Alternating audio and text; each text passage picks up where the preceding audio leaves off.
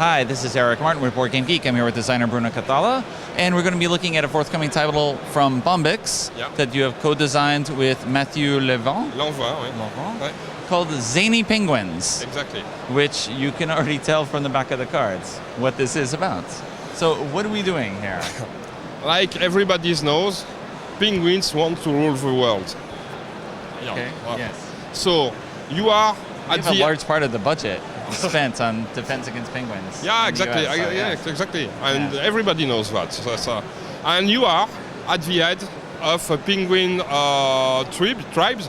Okay. And you want to rule the world, not the other penguins. Okay. And so you have in this deck you have different colors, pink, black, etc. With different atmospheres. You have the jungle, you have the desert, you have the city, you have the moon, and you have... They're even taking over the moon. Yeah, exactly. They want to rule the world, so they need to rule the jungle, the desert, the moon. You have penguins on the moon. They were in the moon before US. Everybody knows that. And also the North Pole, okay?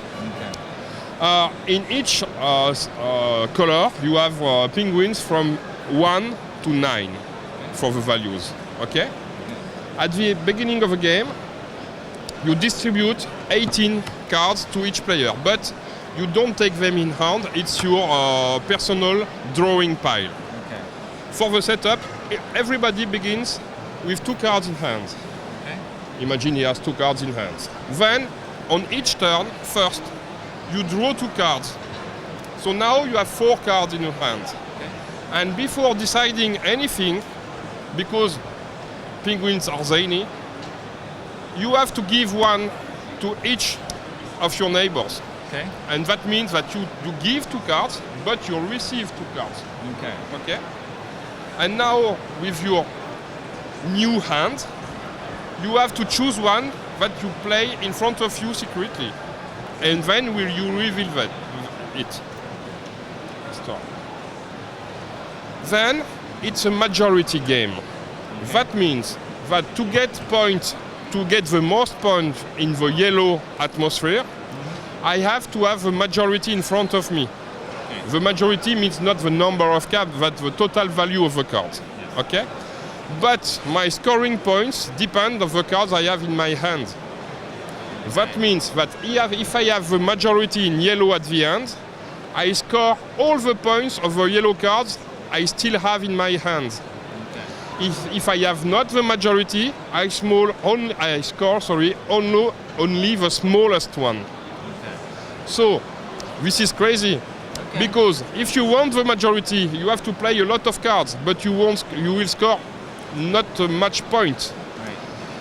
But if you don't have the majority, you only score the smallest one. So you have... It could still be an 8 or 9. Exactly. Which could be 8 or 9. But at the end, maybe someone will give you a 1.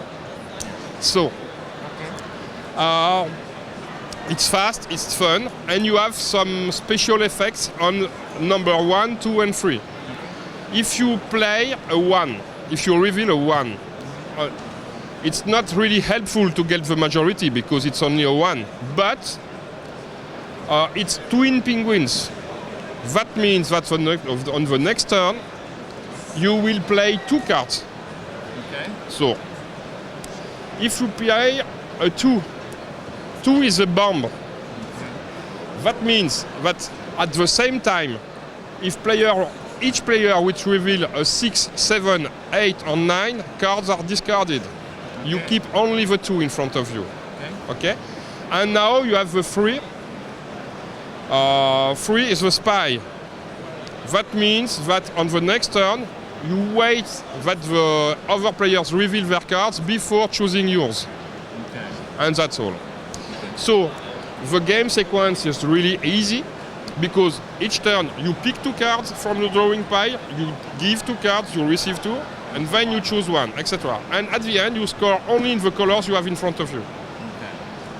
And it's something like that. Okay. Fast, easy, crazy. And 3 to 5 players? 2 to 5. 2 to 5. Yeah, there is a specific rule for 2 players. Okay. Yeah. Okay. Good. Thanks very much for the overview. You're welcome.